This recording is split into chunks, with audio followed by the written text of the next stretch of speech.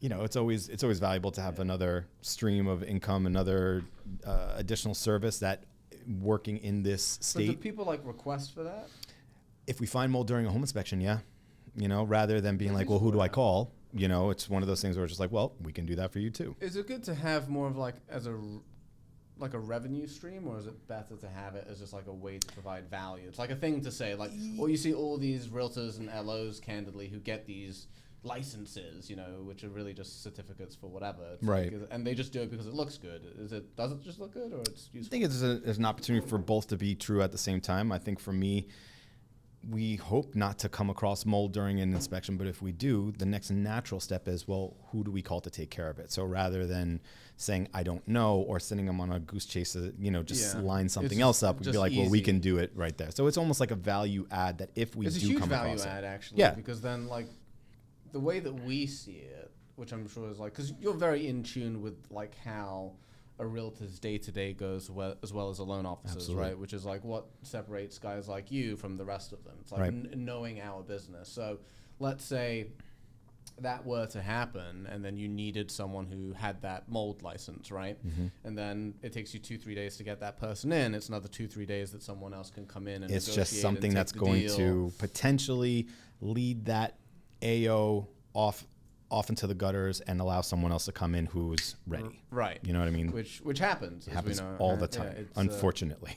But it's just part of the game. It's like part of the game. If you're the one on the other side winning that, and it's like your dream house, you're not necessarily upset. You don't feel bad. You just it's just brutal out there, and I don't think that anyone is really playing for nice points anymore. I think the ultimate goal is just get it done, unfortunately, because it really sucks the civility out of what is already a very emotionally draining process.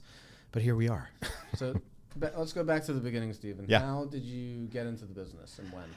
So I got into home inspection after working as a high-end construction project manager with a high-end firm based out of Greenwich, Connecticut, for about 6 years. Before that, I worked for my family's masonry contracting company my whole life.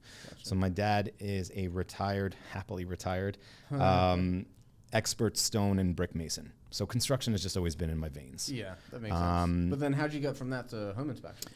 We were dealing with the aftermath of the market shakeup in 2008. That had a delayed impact on construction, and despite my previous employer's best efforts to keep me and 40 other people on the payroll, of course, we just couldn't sync up and get another project lined up in time. Yeah. Home inspection. But you could have done anything, right? Oh yeah, I could have continued with project management. I love doing construction project management, but reality-wise is that I was also getting a bit burnt out. The saying goes that rolls downhill, but as a project manager, it backs up on you too. So you're just stuck in the middle of just playing a seemingly never-ending loop of telephone between two parties who are angry at each other, yet focus their anger and frustrations on you. So it sounds familiar. Sounds familiar, yeah. I know a thing or two about that, right? Yeah. But for me, it was one of those things that when growing up, I always loved the idea of becoming a teacher, but never pursued it because as great as summers off sounded, it just seemed like way too much work for not enough compensation. So 100%. Home inspection was presented to me as an opportunity to educate home buyers utilizing my construction experience. So I'm like, well, that sounds like a good fit. Let me do more research on it. Got licensed and did what year was this? This was in 2015. Gotcha. And then I did some, I'm coming on 9 years in April. And it was something where I shadowed a seasoned home inspector on a couple of inspections and said, that's it, this is great. Like, I can do this. I was going to say, given your background, the shadowing, and correct me if I'm wrong, I imagine you learn more about like the business of it as opposed to like the actual because you obviously homes, correct? Right? Construction. So for you is what, just like seeing the flow of how like the business is handled, how he gets it, converts, etc. It was more interesting to me to see the dynamic between the fine line that home inspectors need to walk between their clients who are purchasing a home and the realtors who are facilitating the relationship to happen in the first place. Home inspectors, obviously, our main objective is to identify and educate our clients on the main defects, health and safety findings of a home without scaring the out of them. Correct. While also adding value to the realtor who worked tirelessly to justify my presence and do so in a responsible manner to not implode the deal. You know, there's a very fine line of responsibility that home inspectors need to walk, which in many cases, depending on the outcome of whether or not the client moves forward with the deal, we, in many cases, unfairly get pinned as the deal killers. And in some cases, there are home inspectors that are indeed deal killers because they do not focus their process and put an emphasis on the importance of their communication. Because in my opinion, every single killed deal by a home inspector can be boiled down to the exact moment where the communication process broke down. Okay, can you give an example of that? So, I know I'm putting you on the spot, but that's... We were just talking about mold, right? So we were talking about mold, and if we come across it as a discovery during our home inspection process, it's our responsibility to tell their clients. Now, because of our standards of practice limitations, home inspectors are not allowed to test or assess mold because there's a specific New York State issued license for that. Okay. So it is a limitation to our standards of practice when we're wearing the home inspector hat. But if we come across it and if it waddles like a duck and quacks like a duck, it's probably a duck. So same thing goes for mold. If the home inspector is just like, yeah, there's a ton of mold up in that attic, it looks really bad, rather than saying, so here's what we're seeing. That's funny. When we're seeing this, you know, try to take the moment to educate the client, like these black splotches that you're seeing. This is what looks like a mold-like substance. Now, when it comes to mold, people get freaked out by the M word and think that mold is actually the problem, but mold is nothing more than a symptom of the real problem, which is moisture. And then I explain where I believe the moisture is coming in, whether it's a bathroom fan that is not fully extended to the outside. So when you take hot and steamy showers and you turn the fan on, all of that heat and moisture gets dumped into the attic, which propagates prime mold growing conditions. Or it's an attic that doesn't have proper ventilation to let passive or mechanical air flow to move air passed over these attic surfaces and dry out the surfaces to starve the mold spores, which are ubiquitous in the air. They're constantly around us, whether inside or outside, on our clothes. They're all over us. But if the conditions are not there for them to thrive, mold will not grow in a home. So my objective as a home inspector... So that's quite the breakdown, Steve. Yeah, well, there you go. But that's where my process is to educate my clients as to why they're seeing mold, not being like, there's mold. Good luck. That you've done a disservice to your clients. And that's why so many realtors, when they hear mold, they already almost start clamming up. But in my experience, very rarely has a deal broken apart because of my observation, because I take the time, not just on mold, but on multiple different types of defects that are potentially very emotionally, and that induce a very strong emotional response. That's when I, through my experience of already doing over 2,500 inspections, to slow the process down and address it rather than letting that idea kind of fester in the client's mind and then become an uncontrollable monster. Because once that happens, they've already gone off on a rabbit hole tangent, thinking worst case scenarios, and they're already not interested in the house. Yeah, that's an amazing way to handle it. I mean, it's rare to see. Look, I can't get into it too much, but most home inspectors aren't like you, right? Where they just like kind of show up, you know, they look a certain way, kind of sloppy, like, you know, that the owner's just like, it is what it is, deal with it, call someone. So it's just like, it's you know, nice home to inspectors. See. Yeah. And look, there are stereotypes about LOs too, I guess. But it comes stereotypes are based in reality. Yeah, so let's be real. What was it? I lost my train of thought on something, but there was something else I did want to ask you actually, because it's obvious that you know what you're doing, which I think is the foundation, right? Because like one piece, actually I say that you kind of need two pieces to keep growing in our business. And I consider our business, at least from a development standpoint, more or less identical. So you need to know what you're doing so that when you get business, you can retain that business and you can receive referrals. Yep. But the hardest part, as we know, is getting new business. Not getting business, but getting new business. Right. So you're big on social. You're at networking events. We were at the Thingamajiggy the other week. What you call it? The Cigar Network. Yes. The Cigar Night. A ton of fun. Cigar dinner, Shout out to Tony Peck. Tony was on this podcast a month, 2 months ago. Something. Yeah. Great dude. Great guy. You know, what's funny, and I told him this when he was here, but a lot of people don't get the right impression of Tony. Yeah. Right? Because he's like, I'm the godfather of Instagram, but he's like the sweetest, like most genuine, nicest guy in the world. Absolutely. If you just like sit down and talk to him, he's just a great dude. So it's just funny. Okay, so back to what I was saying is, how do you go about generating new business?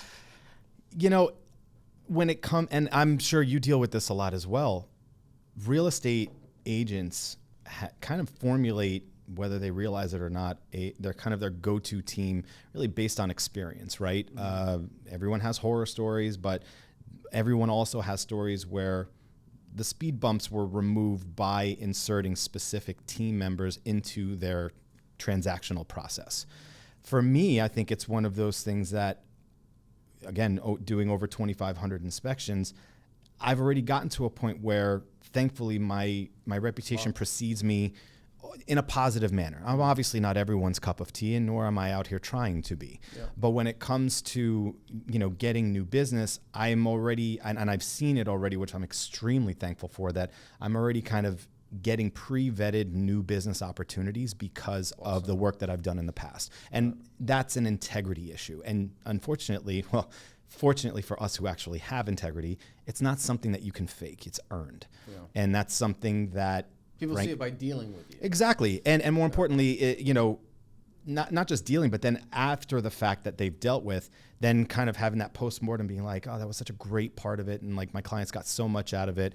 And then at the next office meeting, when the issue of home inspections get brought up, that one person chiming in with that positive, it just kind of plants that seed of expectations that if I haven't yet had the pleasure of working with a specific agent, in many cases, it's not that I don't have to work as hard to prove myself, but because of already my experience being in the industry, that's already kind of laid out naturally. And I don't know if that comes across as pompous, and I hope that it doesn't. That doesn't whatsoever. But for me, it's one of those things that it's just like a natural observation that the more that you stay doing the same thing and the more value that you consistently provide, it's almost like the universe starts to send you these opportunities because it's like you've earned them. Right.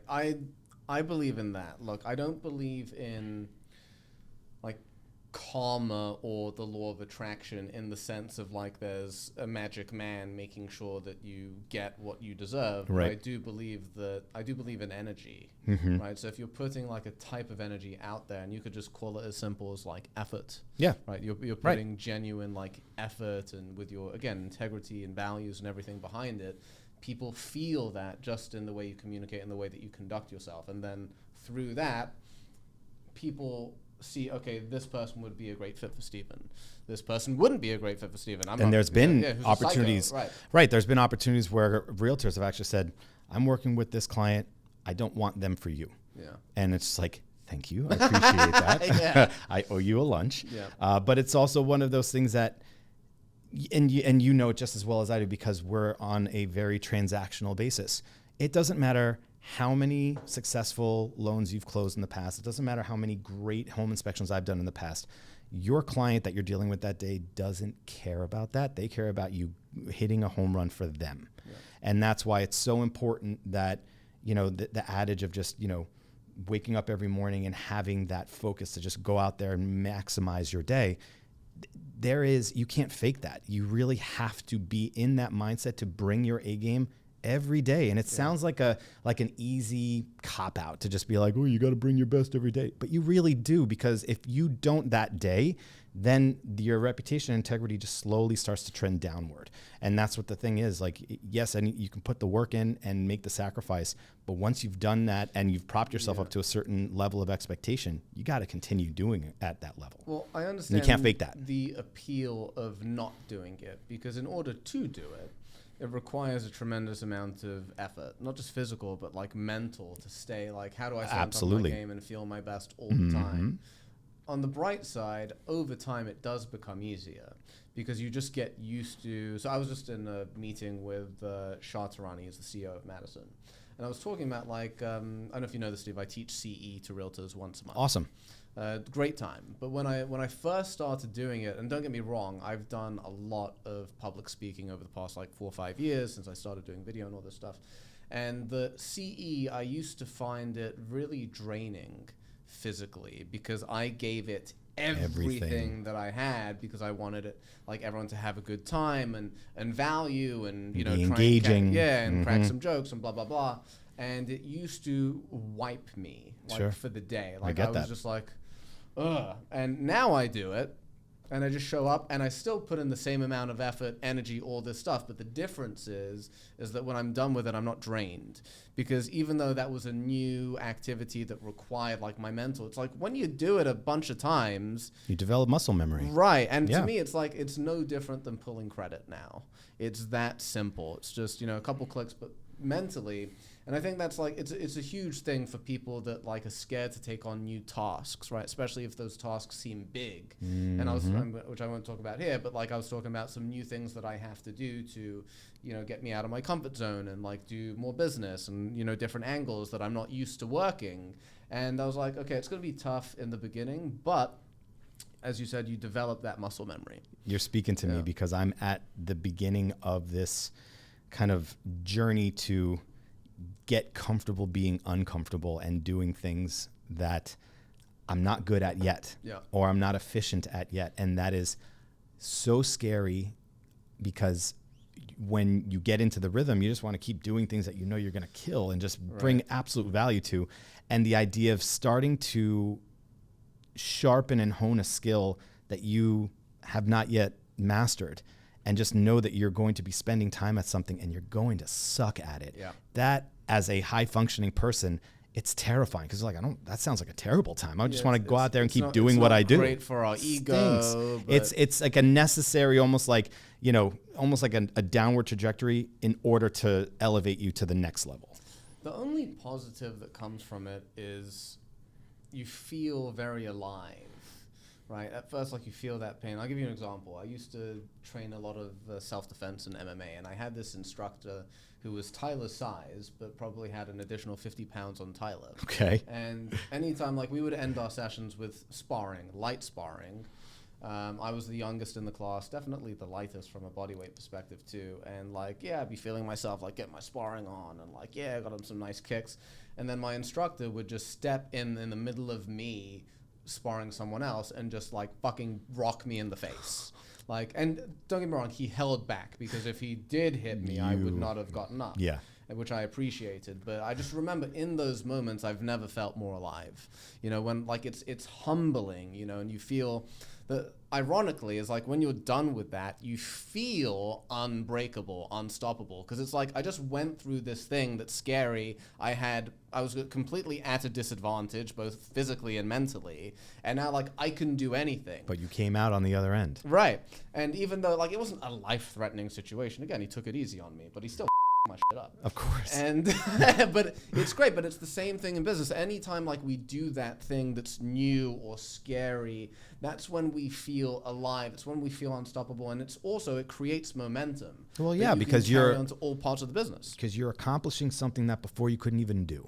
Yeah. And that's the thing that operating from that zone or seat of comfort, it takes a lot of you to get out of it. But when you keep thinking about it, and it's something that you're like, I got to do that. If it keeps weighing on your mind, that discomfort is exactly what you really need to be running towards. Yes. And the more that you kind of dance around it, the more it's just going to build up until you finally just break. But in the meantime, while you're dancing around it, those moments are fun though. Sometimes when you're just like, it, I have to do this, right? Because then all of a sudden you've had enough. But in the meantime, that dancing Think about around, how much time you wasted. But it's not just that; it's the anxiety that's building up around it, and it's just like, if I just pulled the Band-Aid 6 months ago, I still wouldn't be here worrying about this. I'm glad you said that because it's as time goes on, and I think I get what you're saying. It's like the anxiety builds up in your head, and you make it worse than it actually is. Absolutely, and it's like that's exactly what I was thinking. Like, I've got personal stories about that, which I won't. But that's the thing, that's something that can be applicable to anyone's life, whether it's personal, relationship, business.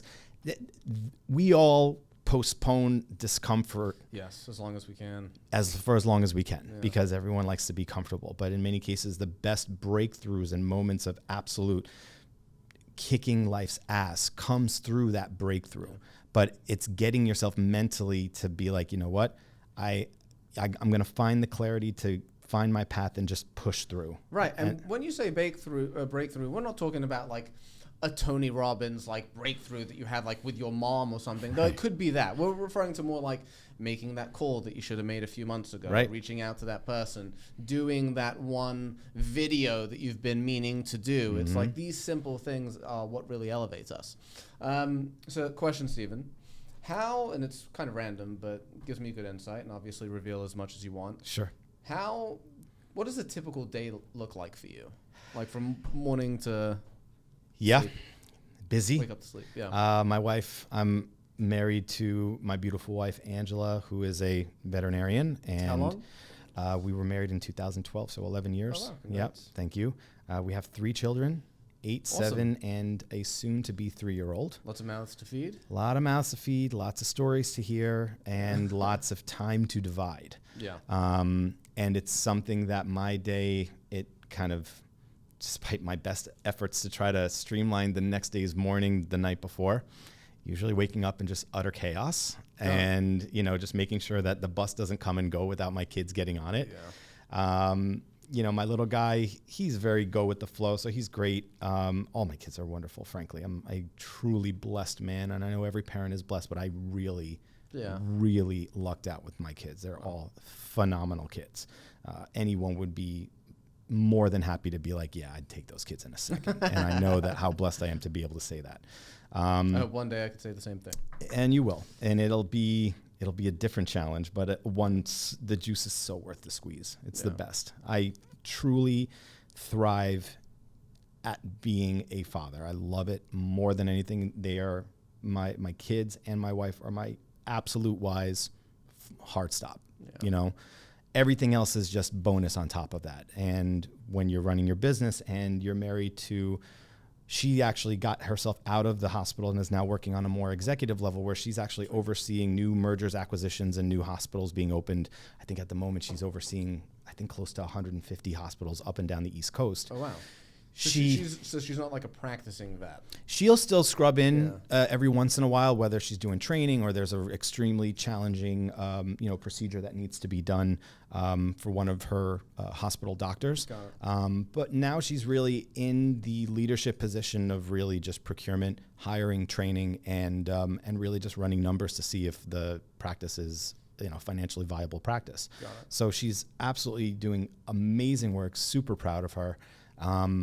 But sounds quite demanding. And it's very demanding. I mean, the great thing about it is that she gets to work from home for the most part. Amazing. And then 2 to 3 times a month, she has to do anywhere between 2 to 4 days of traveling, which then is fine because they're small micro trips. Yeah. But those 2 to 4 days need to be scheduled. And then I know that everything is on me while running my own business. So we're definitely set up where I'm definitely one that has more flexibility. And it's great when you have your own business because you can time block accordingly.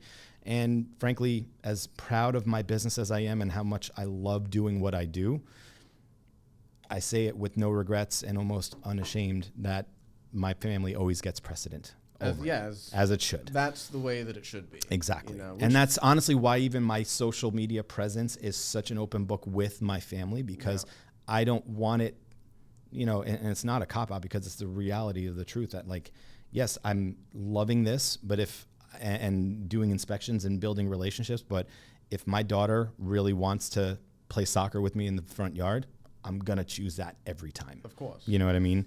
And that's one thing that for me, my social media presence is not a curated, farce. It really is me. It's legit. It's legit. Yeah. And everyone can see exactly why if I don't answer my phone or why I, take very few weekend inspections, that's why. Yeah. And it's great. It's great. But that's why I'm also working so hard to grow my business in a sustainable way and train these new inspectors to really not skimp out on my quality, on my style of communication, because if I am not able to be the one that work for you. Yeah, that work for me. Yeah. Got it. So it's something that I'm now working on putting my training processes in order so that way it will guarantee that my output for my new hires are going to be working from the same vein. Question, and you might have discussed this with Mike because I've discussed this with Mike, is that you get a lot of realtors that are like, I need you to do the inspection, Steve. I'm starting to get it. Yeah. And what's frustrating about that is that the very realtors who say, I don't want so-and-so, I want you, were the same ones that when I was booked up, like, oh, you're so busy, you need to hire. And it's just like, I did. And you were one of the people that told me I should, and now it's not good enough. No, that's not okay. But you know what? Again, I'm not here to force myself onto anyone. If for whatever reason you feel like you need to have a specific type of experience or catering to them, that's fine. You know what I mean? Like, it's disappointing because obviously, you know, if I am confident enough to put an inspector out into the field representing my brand that I've worked to build through my hard work and dedication, that should say everything that you need to hear, because I wouldn't risk my reputation by just throwing a body in one of my branded polos at your inspection. That's not how I would operate. Yeah, I need one of those, by the way. I got you. So I'll kind of tell you like the same thing that I told Mike. Is that you just kind of have to be okay with it. It's like you said, like you can't like force someone to be okay with it. And I wouldn't say a ton, but I lost a couple heavy hitters because they were just like, it's got to be you. It can't be one of you guys. And I'm just like, unfortunately, it's not how I do business. And it's not a matter of like, I don't want to. It's just the way that my days are structured now. Like, I can't guarantee that I'll always pick up the phone. If I'm teaching CE or I'm on a podcast, I'm not looking at my phone for an hour or two. Right. What type of service is that? Because when you call me, you need me within 20 seconds. And that's why I have staff who will pick up the phone in 20 seconds because I can't. And they're just like, I get it, but it's, you know, it's not the same. And it's like, okay, it's cool. And then, you know, you get the ones that are cool with it and they enjoy the system. And, you know, I talked to Mike about this too. It's like you can't scale a mortgage or a home inspector business based on just being best friends with realtors. No. You know, it's cool. It's cool to be friendly with them. You know, I have a lot of realtors that I'm genuinely friends with and I hang out with outside of business, right? Business hours. Because I genuinely enjoy them. But like, how are you going to be best friends with 300 agents? It's not possible. And I think that those agents who push back on you like that and like, but I want you, I think they're just operating from a point of selfishness, or perhaps they're just operating like, from. I don't blame you. But right, exactly right. But, and thanks for the ego stroke. But like, you know, that's not how it's going to happen anymore. But I think it's also too almost as a trained behavior because your relationship was built on that type of service. And if that's what they demand, well, that's fine. You're just not going to get it from me anymore because as a part of my evolution, I'm putting systems and staff into place to allow that growth to occur. And if they want that type of, I want it now type of, you know, service, well, there's a bunch of other guys, but it's not going to be me. So, Stephen, what would you attribute your mindset to? Like, are you a big book reader? Do you attend a lot of seminars, just the way you were raised? So my mindset was fundamentally formed by my dad. My dad is a European immigrant from Portugal that came to here with the typical American dream and crafted an incredible life, not just for himself, but for me, my sister, my mother, our family. You know, a super huge point of personal pride. And growing up, I would always go to work with him. And I would call them our car talks because whenever we go to the jobs on the Saturday morning or during the summer months, he would bring me to work and he'd put me, you know, mixing mortar in the morning. And then he'd be like, all right, come with me because it was 90 degrees. And he's like, I don't want to see my son, you know, slaving away. So the trade-off was that I get to drive around from job to job in an air-conditioned car all summer. Nice. But we had talks. And those talks would range from everything from business to relationship to personal development to, you know, being a father, being a son. You know, we had those talks all the time. And it was something that as I grew up, it was almost something that I was really looking forward to. And that gave me the basis to just always be open to have those conversations and really be comfortable with looking into yourself and looking at past experiences and learning where you could learn from. So my dad is fundamentally the genesis of my mindset. So he's a very active father. Completely. Just not such a model. Every ounce of what kind of a father I am today, in my opinion, I'm still chasing after that level of OG-ness, but I am the father I am because of him. You're extremely fortunate because that's completely very, very rare. Very rare. Very rare. And it's a gift that I am absolutely in the moment very aware of and appreciative of. So shout out to you, Dad. But today, you know, I just went to a home inspection business coaching conference in Chicago just this past week. It was all talking about gaining mindset, finding your clarity, establishing what the vision of what life you want to create, not just what kind of business you want to run. Ultimately, they kept coining the phrase, business. The point of business is to fund your perfect life. Yes. But you need to have clarity with what that perfect life looks like. And in many cases, people are like, oh, I want this car, I want to take this vacation. But those are wish lists. It's about finding the clarity of what that life actually looks like, and how do you exactly, and how do you reverse engineer that to break it down into actionable steps to execute. So speaking of that, because I kind of want to finish with this, because we're at what, half an hour? Oh, we're there already, man. Yeah, we're quick. Flies by. We'll have you back. I would say, when it goes over, we got to have you back. How did you figure out how to balance it? Like the family life, the business life? Was it constant tweaking? And by the way, I'm asking selfishly, like for myself. I want to get married and have kids in a few years. And I don't want to be here till 7 every day. Like I am now. I get it. It's crazy. I'll revert you back to Arlindo Silva, my dad. Yeah. One of his base life lessons for me that he consistently drilled into me is that he would always say, I call myself the juggler.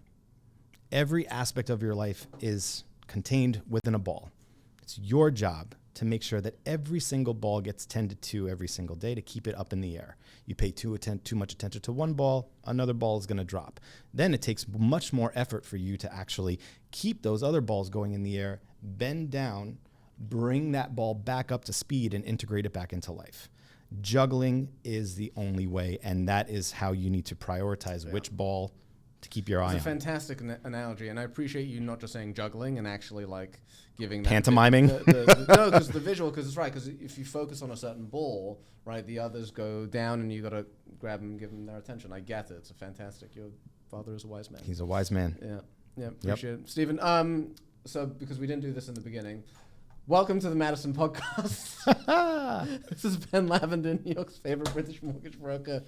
We're kind of ending now, but Stephen, obviously you're a home inspector, but just tell the camera real quick who you are, what you do, where you do most of your business, and most importantly, where and how people can reach you, and we'll end with that. Fantastic, Ben. Thank you for having me. I am Stephen Silva, a certified master inspector and owner of Estate Inspection Group, offering licensed home inspections in both New York and Connecticut. My contact is, you can find us on our website, www.estateinspectiongroup.com. On Instagram, our handles are @StephenSilva, @EstateInspectionGroup. We have some fun online, so definitely recommend people to go and check out our stuff on Instagram. We got to do some fun reels and stuff. Yeah, man, that's on the to-do list for sure. And I don't know what we could do, but just something silly. Sillier the better. For sure. Stephen Silva, thank you very much, my friend. Thank you, man. Pleasure.